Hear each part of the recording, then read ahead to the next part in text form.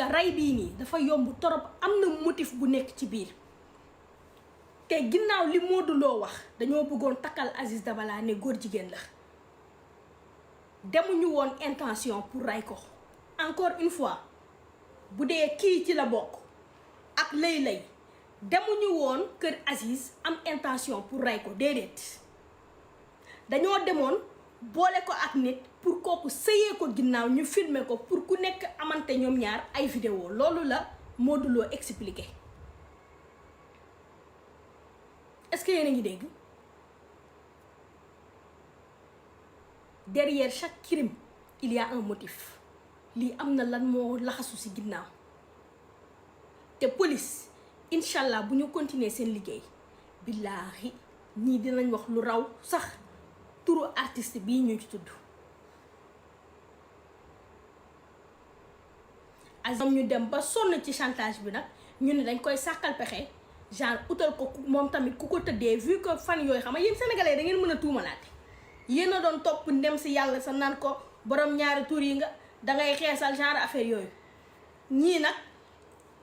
ca la ka nekk ca kaso ba wax ñii loolu lañu rumeur yooyu ci lañu topp moo tax ñu dem boole ko ak koo xamante ne da koy sëyee ginnaaw pour ñu filmer ko pour mu nekk 1-1 ku nekk yor sa vidéo moroom.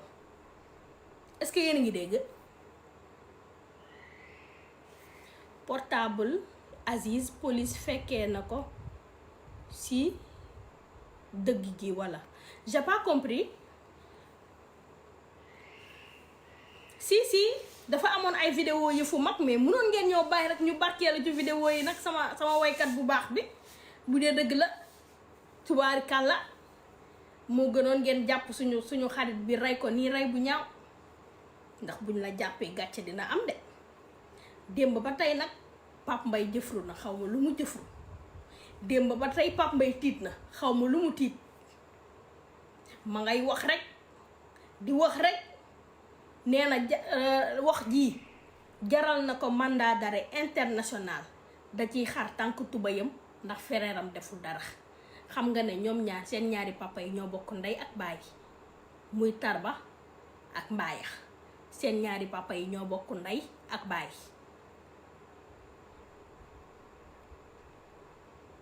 man nag duma jël ripaas. démb am na benn xale bu góor bu ma yónnee ay preuve dafa ma dégg may wax ci Mbaaya mu yónnee ma ay preuve ne ma Mbaaya da ko doon doxaan. man Mbaaya jotewu ma ak moom dara instant bi nekkuñu en instance de xuloo bu ñu nekkoon en instance de guerre loolu dinaa ko mën a teg mais vu que instant bi jàmm lañ sekk dañoo nekk di traité kaawu deewu Aziz Dabala bi mënuma jël fi mu lay doxaanee genre affaire yooyu mën naa cee ñamale tuuti nag mais jotewu ma ak Mbaaya dara du xuloo nag waaye boo ma attaqué dootoo ko defati. très bien dama leen si ñamal tuuti rek du xuloo nag bu leen ko jàppee xuloo du xuloo de jotewu ma ak Mbaaya dara mais vu que gi démb daf ma gis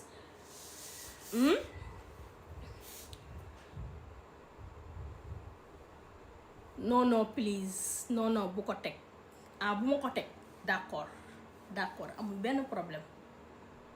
benn problème xam nga man awma problème te man jotewuma ak Mbaaya dara wax dëgg yàlla donc lii awma benn intention pour teg ko wala ñàkk ko teg laisse tomber non bul def loolu bul teg de non dangeen baax ndeysaan dangeen baax duma ko teg fayaat naa téléphone bi gis ngeen fayaat naa ko man awma problème man nit su ma jotewul ak yow dara awma benn intérêt ak benn intention di jël say affaire di la wili pande ci internet bi comprendre nga non duma ko def non duma def loolu Mbaaya sama xarit la jotewuma ak moom dara yéen a ngi dégg voilà non amul problème ñoo far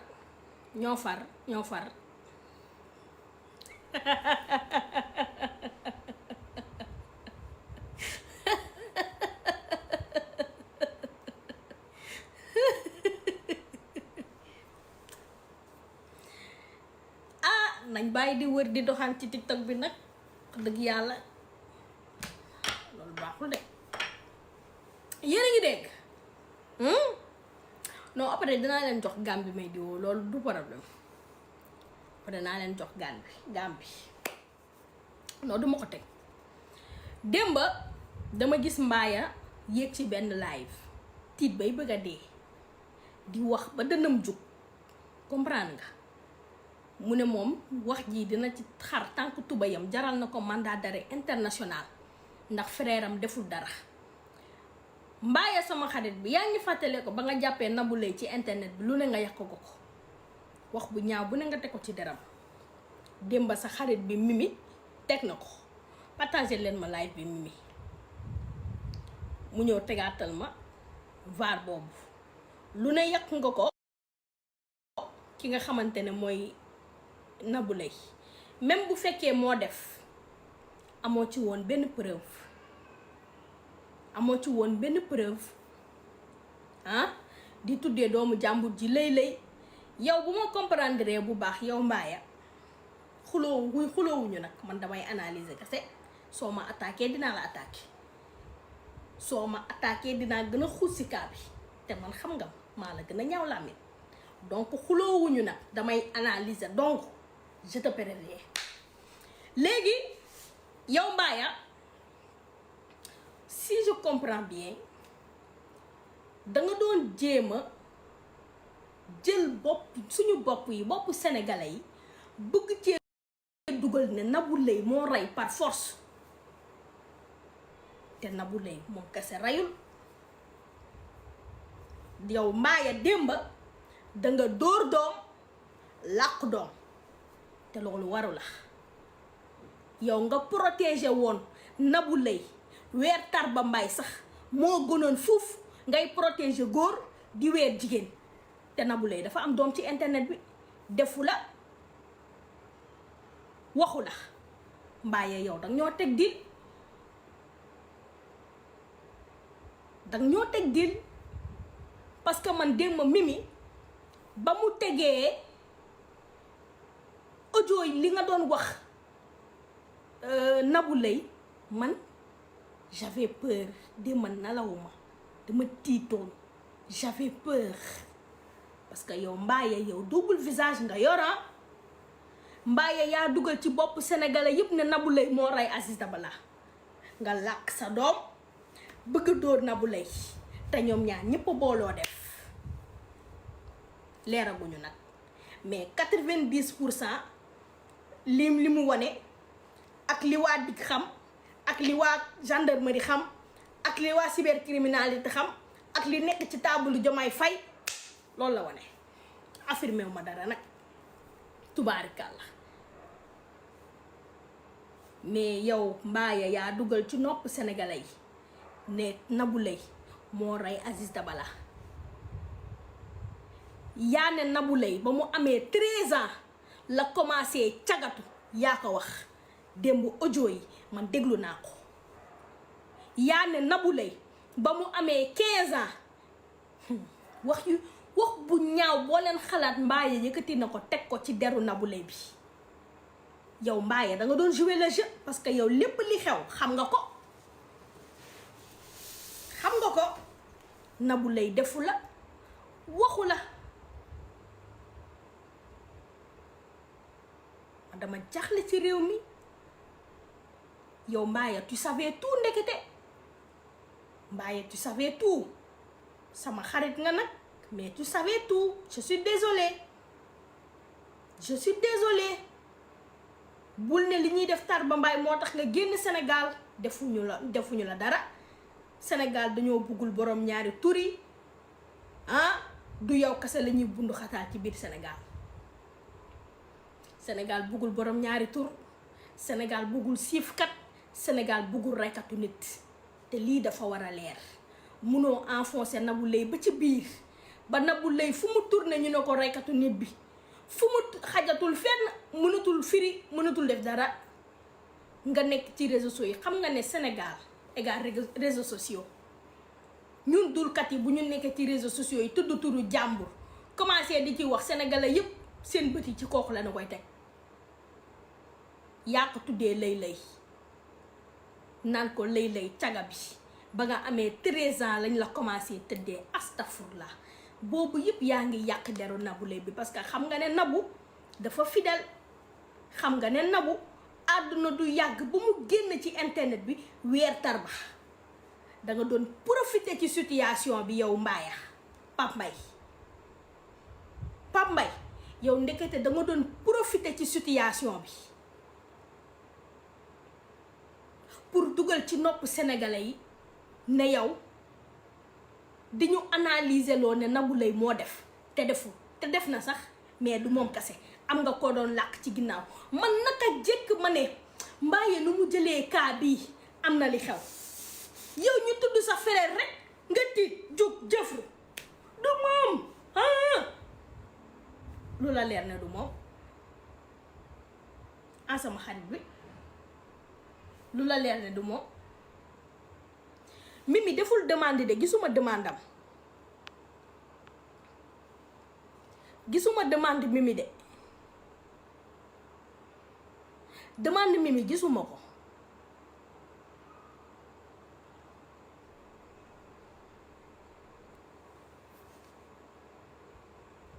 ah day live ok grave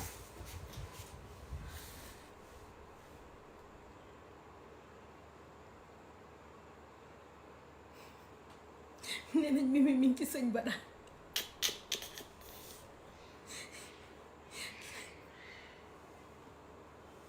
essayé nag may dégg dina ñëw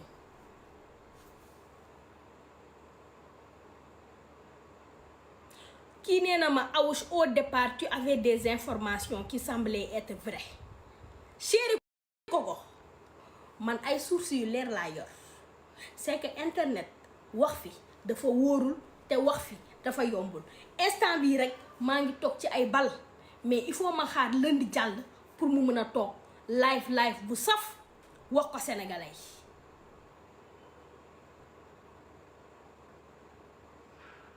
Est-ce que yéen a ngi dégg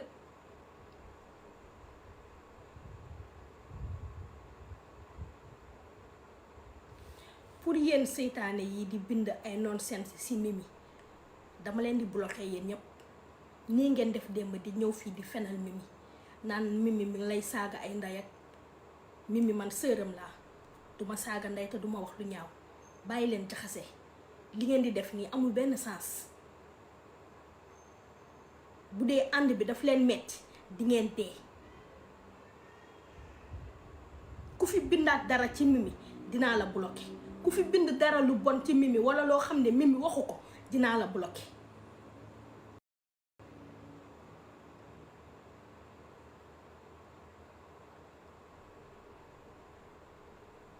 da ngeen seytaane torop pour yéen man da ngeen maa mën a jaxase kenn démb fii ngeen nekk naan Mimi mi ngi lay saaga ay ndey ak Mimi mi ngi lay def lii ni mi ngi lay def lële man xam naa ne Mimi saagaw ma xam naa ne da ngeen di fen mais loolu ngeen di def noonu pour la léegi bu ñu leen bloqué ngeen wëri ci live bi naan Awoush bloqué nga ma débloqué ma te yéenay ñëw ci live jàmbur yi di fenal nit ñi fi ku fi fen dama lay bloqué lu leer laa leen wax. leen di sax lépp du leer dinañ leen ci junjaat tuuti niñ leen junjee woon lii dagg leen ko ngeen denc lundi bii ñuy ñëw nii sax dara du leer waaye xam leen ne dëgg bi tôt ou tard dina fi waaye ñu ngi ci piste bu baax bi ndax jamaale ñëpp lay rey lu leer laa leen wax ñu ngi ci piste bu baax bi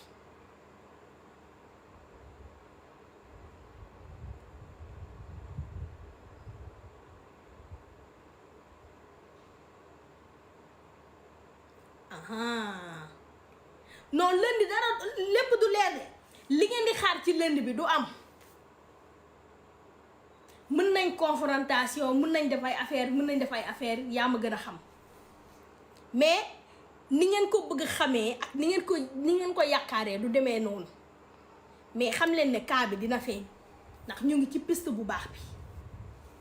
ndax jamaale tubaarikàlla macha allah ñëpp lay rey du bàyyi kenn.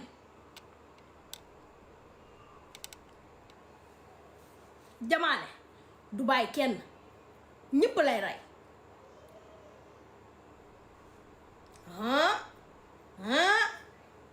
ay dulkan ngeen de yéen a ngi ree man reetaanu ma de kii nee na lundi garde à vue dina am yaa ko wax de man waxuma ko est-ce que yaa ngi may dégg yaa ko wax man waxuma ko c'est que xam nga la la instant bi ñun xam nañ dëgg bi de yéen tamit xam ngeen dëgg bi mais dangeen koo ragal a wax te dangeen koo rus a wax sénégalais yi ñëpp xam nañ dëgg bi parce que boo leen gisee récemment nii li fi xew ak affaire bi nu mu jugaatee ak wax yi nu mu mel ngeen xam ne yaa anguille sous roche. Un crime n'est jamais parfait xool leen li ma dugal sànq ci sama story xaaral ma woon leen ko koo xamante ne danga ñëw ci sa desi xarit man nag damay analyser kase tooñu ma kenn te bu ma kenn tooñ ki nga xam est-ce que yéen a ngi may dégg. que la justice soit faite ndax anam bi ñaaw na ñu bari aussi ñu ngi koy ñaawlu. waaw loolu moom yaakaar naa ni jarul sax message parce que gët ba ñu mën a gis lépp xam lépp nu mu demee ndax ki def ñaaw bi yoon la àdduna bi xam ko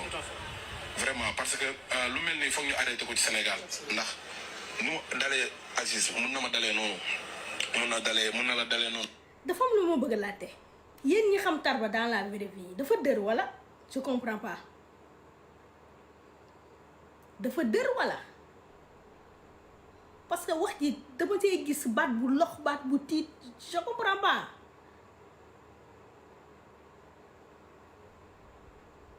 mun na ko dalee keneen ak keneen. que la justice soit faite ndax anam bi ñaaw na ñu bari aussi ñu ngi koy ñaawlu. waaw loolu moom yaakaar naa ni jarul sax message parce que ba affaire bi amee rek subitement rek bépp corps bu nekk ci wàllu yoon rek mi ngi woon ci lieu bi ñun ñu ngi fa woon ak ñoom ñu ñëw lépp lu leen seen xel ak seen liggéey may ak seen njortu buy wane ni buñ ko defee rek mën nañ xam kan moo def ñaawteef bi rek ñoom ñu ngi ci woon kon dañuy ñaan yàlla na sunu borom ubbi seen gët ba ñu mën a gis lépp xam lépp nu mu demee ndax ki def ñaaw bi yoon la àdduna bi xam ko vraiment parce que lu mel nii foog ñu arrêté ko ci Sénégal ndax nu mu dalee Aziz mun na ma dalee noonu. mais man bu may déglu mu naan jamaale ñëpp lay rey mais dërul woon wala sama xarit bi dafa dër dans la vraie vie accusé wu ma kenn bu ma kenn dugal bu kenn yóbbu samay wax bu kenn yàq samay wax damay analyser kase kii suñu artiste la dafa doon mastawu Aziz Dabala ma tegaat mastawu bi ñuy déglu voix wam est-ce que yaa ngi dégg damay laajte ba xam suñu artiste jamaale ñëpp lay rey ba xam moom dafa dër wala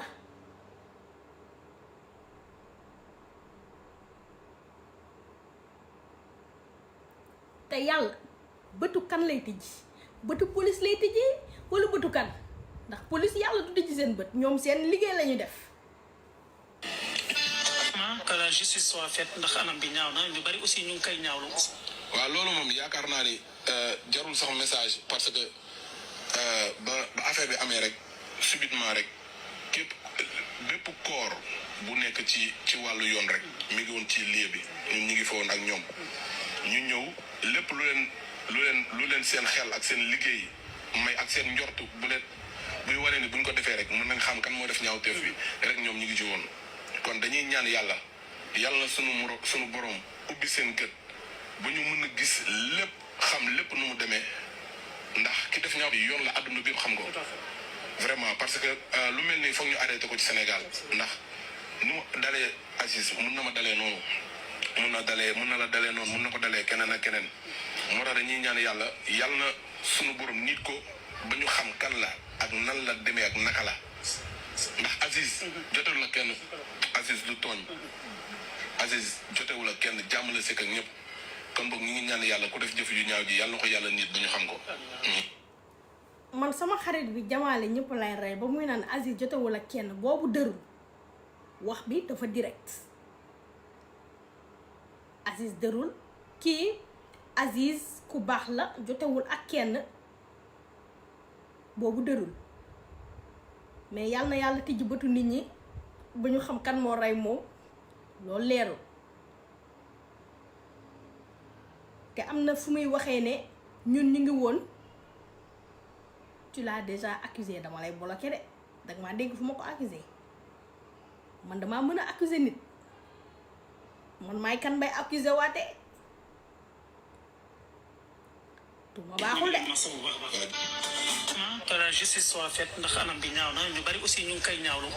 waaw loolu moom yaakaar naa ni jarul sax message parce que ba affaire bi amee rek subitement rek bépp corps bu nekk ci wàllu yoon rek mi ngi woon ci lieu bi ñun ñu ngi fa woon ak.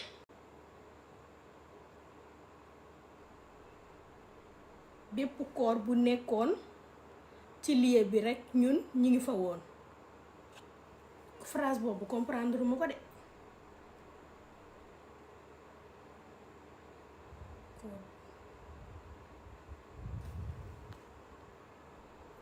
Commentaire yi ñëw dàq fen nii il affirme qu'il était sur les lieux le jour où on a découvert les corps man maa déggatul français wala je comprends pas. que la justice soit faite ndax anam bi ñaaw na ñu bari aussi ñu ngi koy ñaawlu. waaw loolu moom yaakaar naa ni jarul sax message parce que ba affaire bi amee rek subitement rek bépp corps bu nekk ci wàllu yoon rek mi ngi woon ci lieu bi ñun ñu ngi fa woon ak ñoom ñu ñëw. maa ngi doon comprendre bépp corps maanaam waxul nit ñu dee mais corps gendarmerie police genre affaire yooyu daal corps sécurité.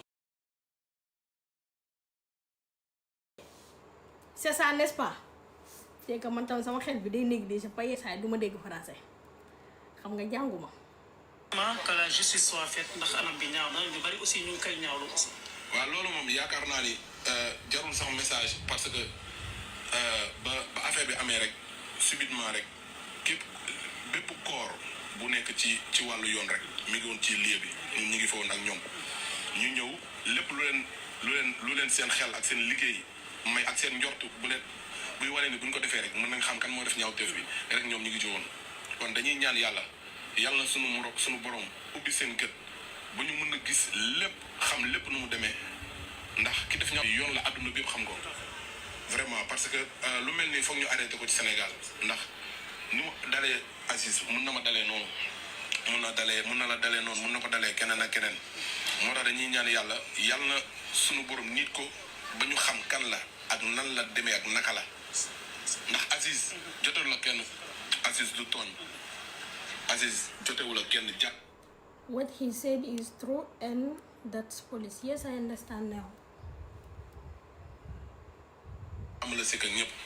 kon boog ñu ngi ñaan yàlla ku def jëf ju ñaaw ji yàlla na ko yàlla nit ba ñu xam ko. ñu ngi lay massa bu baax a baax. waaw jërëjëf Cheikh bi merci beaucoup. que la justice soit.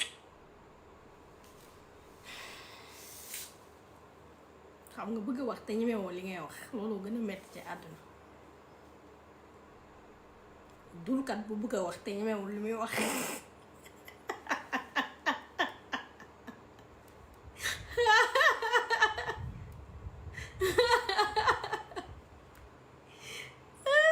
dulkat bu bëgg a wax te ñemewul lu muy wax loolu gën a metti.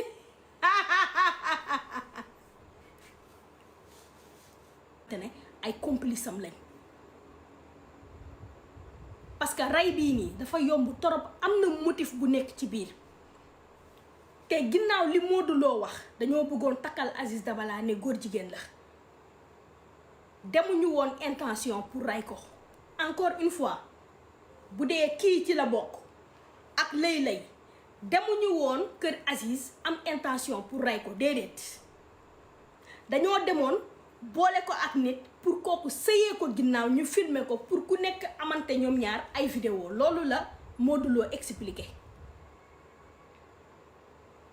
est-ce que yéen a ngi dégg derrière chaque crime il y a un motif lii am na lan moo laxasu ci ginnaaw te police incha allah bu ñu continuer seen liggéey billaahi ñii dinañ wax lu raw sax turu artiste bii ñu ci tudd Aziz ta léegul de parce que faaw mu leer te dafa war a leer loolu la kii wax ki nekk ca kaso ba Modou Lo nee na chantage la woon nee na Aziz ndem si yàlla na ko yàlla xari aljana moo yoroon vidéo kii ak ku jigéen ki ñu doon kii def yi fu mag yaa ma gën a xam. léegi vidéo boobu la Aziz yoroon di leen ko chantage ñoom ñu dem ba sonn ci chantage bi nag ñu ne dañ koy sàkkal pexe genre utal ko moom tamit ku ko tëddee vu que fan yooyu xam nga yéen sénégalais da ngeen mën a tuumalaate. yéen a doon topp ndem si yàlla sa naan ko borom ñaari tur yi nga dangay xeesal genre affaire yooyu ñii nag ca la ka nekk ca kaso ba wax ñii loolu lañu rumeur yooyu ci lañu topp moo tax ñu dem boole ko ak koo xamante ne da koy sëyee ginnaaw pour ñu filmer ko pour mu nekk 1-1 ku nekk yor sa vidéo morom est-ce que yéen a ngi dégg. portable Aziz police fekkee na ko si dëgg gi walla j'ai pas compris. si dafa amoon ay vidéo yi fu mag mais munoon ngeen ñoo bàyyi rek ñu barkeelu ci vidéo yi nag sama waykat bu baax bi bu dee dëgg la tubaari kàlla moo gënoon ngeen jàpp suñu xarit bi rey ko nii rey bu ñaaw ndax buñ la jàppee gàcce dina am de. démb ba tey nag Pape Mbaye jëfru na xaw ma lu mu jëfru démb ba tey Pape Mbaye tiit na xaw ma lu mu tiit ma ngay wax rek di wax rek nee na wax ji jaral na ko mandat d'arrêt international da ciy xar tànk tubayam ndax fereeram deful dara. xam nga ne ñoom ñaar seen ñaari papa yi ñoo bokk ndey ak baay muy Tarba ak Mbaaya seen ñaari papa yi ñoo bokk ndey ak baay.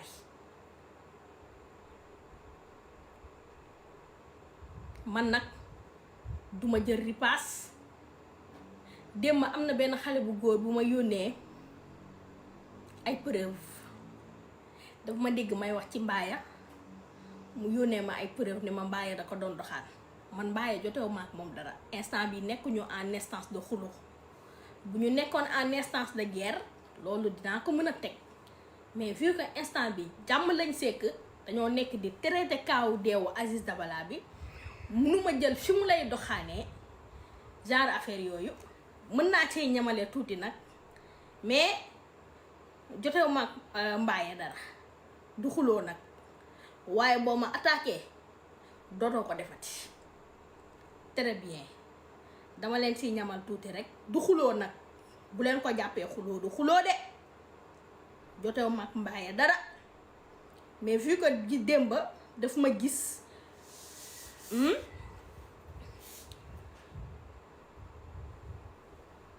non please non bu ko teg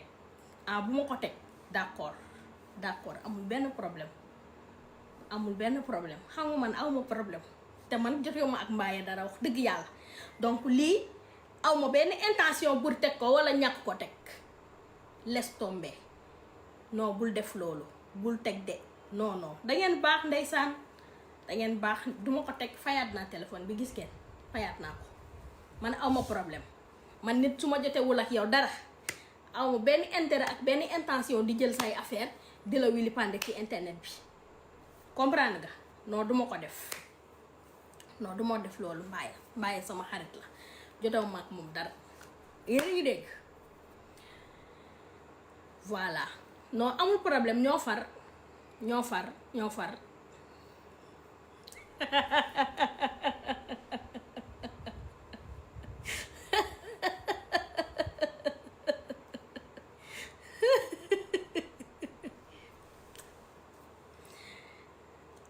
nañ bàyyi di wër di doxaan ci TikTok bi nag dëgg yàlla loolu baaxul de yéen a ngi dégg non après dinaa leen jox Gambie may di woo loolu du problème après dinaa leen jox Gambie non duma ko teg démba dama gis Mbaaya yéeg ci benn live tiit bay bëgg a dee di wax ba dënam jug comprendre nga mu ne moom wax jii dina ci xar tànk tubayam jaral na ko mandat d'arrêt international ndax frère am deful dara. Mbaaya sama xarit bi yaa ngi fàttale ko ba nga jàppee Nabou Leye ci internet bi lu ne nga yàq ko wax bu ñaaw bu ne nga teg ko ci deram démba sa xarit bi Mimi teg na ko partagé leen ma live bi Mimi mu ñëw tegaatal ma vaar boobu lu ne yàq nga ko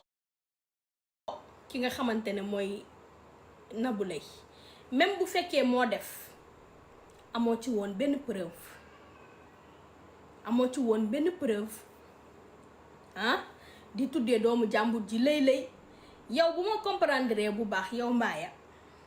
xuloowuñu nag man damay analyser kese soo ma attaqué dinaa la attaqué soo ma attaqué dinaa gën a xuus si kaa bi te man xam nga maa la gën a ñaaw làmmiñ donc xuloowuñu nag damay analyser donc je te préviens léegi yow mbaaya si je comprends bien danga doon jéem a jël suñu bopp sénégalais yi bëgg cee dugal ne Nabou Leye moo rey par force te Nabou Leye moom kese reyul yow mbaaya démba danga dóor doom làq doom te loolu waru la yow nga protéger woon Nabou Leye weer Tarba Mbaye sax moo gënoon fuuf ngay protéger góor di weer jigéen te Nabou Leye dafa am doom ci internet bi defu la waxu la mbaaye yow danga ñoo teg dil parce que man démb Mimi ba mu tegee audio yi li nga doon wax Nabou Leye man j'avais peur démb nalawuma dama tiitoon j'avais peur parce que yow mbaaye yow double visage nga yora mbaaye yaa dugal ci bopp sénégalais yépp ne Nabou Leye moo rey Aziz Dabala nga làkk sa doom bëgg dóor Nabou Leye te ñoom ñaar ñépp booloo def leeraguñu nag mais 90% li mu wane ak li waa dig xam ak li waa gendarmerie xam ak li waa cybercriminalité xam ak li nekk ci taabalu Diomaye Faye loolu la wane affirmé wu ma dara nag tubaarikàlla mais yow mbaaya yaa dugal ci nopp sénégalais yi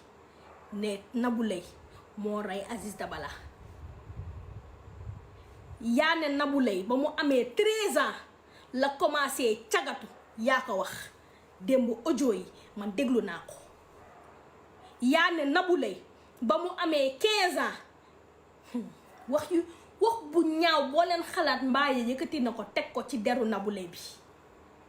yow mbaaye da nga doon jouer le jeu parce que yow lépp li xew xam nga ko Nabou Leye defu la waxu la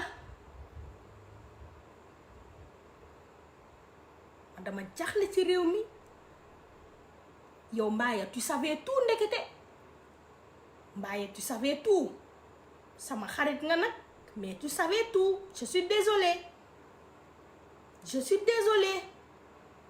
bul ne li ñuy def Tarba Mbaye moo tax nga génn Sénégal defuñu la dara Sénégal dañoo buggul borom ñaari turi du yow kese la ñuy bundu xataal ci biir Sénégal buggul borom ñaari tur Sénégal buggul siifkat Sénégal buggul reykatu nit te lii dafa war a leer munoo enfoncé Nabou Leye ba ci biir ba Nabou Leye fu mu tourné ñu ne ko reykatu nit bi fu mu xajatul fenn mënatul firi mënatul def dara nga nekk ci réseaux sociaux yi xam nga ne Sénégal égal réseaux sociaux ñun dulkat yi bu ñu nekkee ci réseaux sociaux yi tudd turu jàmbur commencé di ci wax sénégalais yépp seen bët yi ci kooku la na koy teg yaa ko tuddee lay naan ko lay caga bi ba nga amee 13 ans lañ la commencé tëddee astafurlah boobu yëpp yaa ngi yàq deru Nabou Leye bi parce que xam nga ne Nabou dafa fidèle xam nga ne Nabou àdduna du yàgg ba mu génn ci internet bi weer Tarba da nga doon profiter ci situation bi yow mbaaya Pape Mbaye yow ndekete da nga doon profiter ci situation bi pour dugal ci nopp sénégalais yi ne yow di ñu analyser loo ne Nabou Leye moo def te def na sax mais du moom kese am nga ko doon làq ci ginnaaw man naka jekk ma ne mbaaye nu mu jëlee cas bii am na li xew yow ñu tudd sa frère rek nga tiit jóg jëfru du moom lu la leer ne du moom sama xarit bi lu la leer ne du moom Mimi deful demande de gisuma demande am gisuma demande Mimi de demande Mimi gisuma ko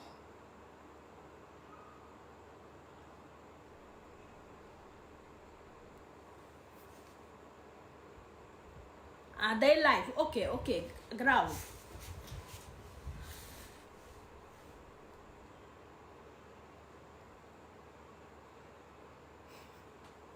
nee nañ Mimi mi ngi ci sëñ Bada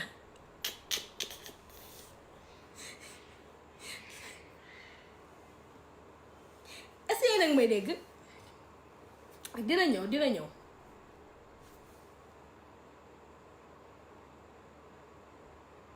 kii nee na ma Awoush au départ tu avais des informations qui semblaient être vraies chéri Koko man ay sources yu leer laa yor c'est que internet wax fi dafa wóorul te wax fi dafa yombul instant bii rek maa ngi toog ci ay bal mais il faut ma xaar lundi jàll pour mu mën a toog live bu saf wax ko sénégalais yi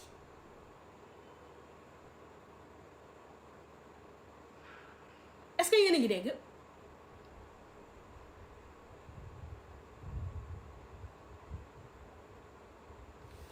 pour yéen seytaane yi di bind ay nonsense ci Mimi dama leen di bloquer yéen ñëpp nii ngeen def démb di ñëw fii di fenal Mimi naan Mimi mi ngi lay saaga ay ndey ak Mimi man sëram laa duma saaga ndey te duma wax lu ñaaw bàyyi leen jaxase li ngeen di def nii amul benn sens bu dee ànd bi daf leen metti di ngeen dee ku fi bindaat dara ci Mimi dinaa la bloquer ku fi bind dara lu bon ci Mimi wala loo xam ne Mimi waxu ko dinaa la bloquer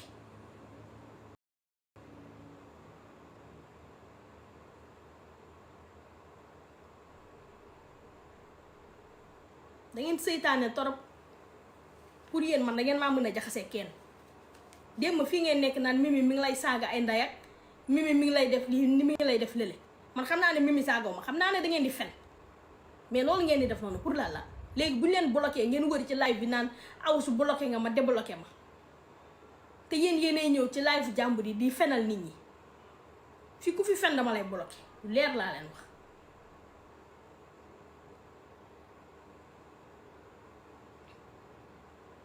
mais du dara bu leen jàpp ne Awoush la Awoush du def yenn yi du ko wax Awoush daa jàpp ñàmburam focus ci boppam am classe am personnalité dugul ci waxu kenn xamul dara li xew ci internet bi est-ce que yéen a ngi may dégg donc lundi non sakara yàlla bi donc lundi xaar leen lu bari mais bu leen yaakaar ne lundi lu ne mën naa feeñ lu bari du feeñ dinañ ko def di ko def ba képp ki nga xamante ne takk nga ci wala laala nga ci di nga feeñ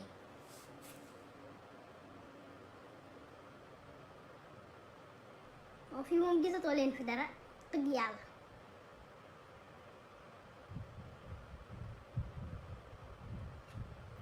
dama leen di laaj yéen dee bi ñor na leen wala ñoru leen ngeen di ree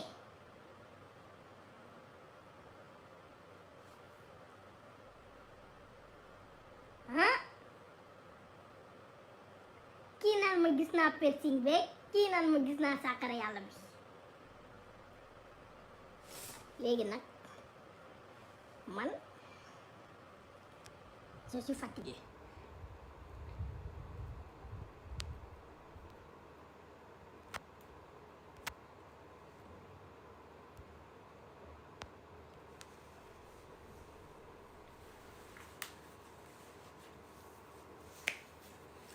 gars yi noo leen def yéen a ngi ci jàmm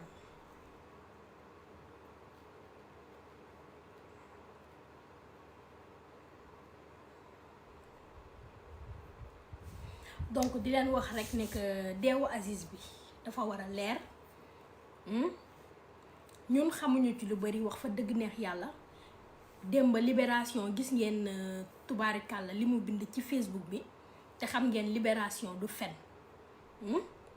donc lépp li nga xamante ne am na si ñu ngi ñaan lundi incha allah ndax convoqué waat nañ Tarba Mbaye lundi convoqué waat nañ ki nga xamante ne moo di Nabou Leye lundi convoqué waat nañ ki nga xamante ne mooy Modou Lo Mouhamadou Lamine Diaw mi nga xamante ne moo nekk ci biir kaso bi convoqué nañ leen ñoom ñëpp pour confrontation ñu ngi ñaan jour boobu lépp yàlla na leer ci barki Seydina Mohamed parce que dee bi dafa war a leer version yi bëri na nit ñi ñu ngi génn ci internet bi ñii di def ay filtre ñii di changer voix ñii di changer kanam loolu noonu yëpp jaru ko fi ku am looy wax génneel ak sa visage normal nga wax parce que lii du ay foote du ay caaxaan ku am looy wax génnal nga wax ko mu leer mais bul nekk di def ay filtre bul nekk di def ay affaire parce que lii dafa war a leer ndax Aziz suñu doomu réew la lépp lu takk ci moom daf ñoo intéressé ñu ngi ñaan lundi incha allah yàlla na lépp leer dafa metti man démb nalawuma reer sax mënuma ko def ba Libération dugalee affaire bi ne non dugg na fii wala génn na fii démb reer sax mënuma ko def mais incha allah ñun amuñu ci benn information na wax dëgg yàlla ñu ngi wax Tarba bu fekkee deful dara yàlla na ko yàlla génnee ci lii setal ko ba mu set ndax Tarba Mbaye ku baax la waaye rek la nekkee ci réew mi du defu fi lu bon waxe fi lu bon Nabou Leye fecc la fi nekkee mu neex Tarba buy def musique woo ko mu fecc mu neex comprendre nga donc bu fekkee ñoom defuñu ci dara yàlla na leen yàlla setal ba mu set bu fekkee nag takk nañ ci dara wala laale nañ ci lu toll ne tarafatal ay ni yàlla na yàlla leeral lépp que justice soit faite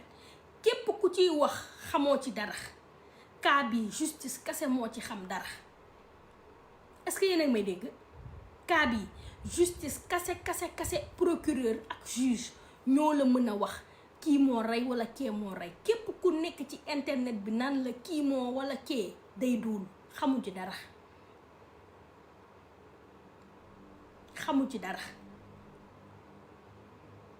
cas bi ñi ci xam lu bari mooy procureur ak juge justice ñoo la mën a wax lu leer ci cas bi nii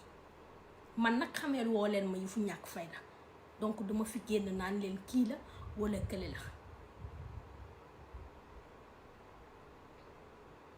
est-ce que yéen a ngi comprendre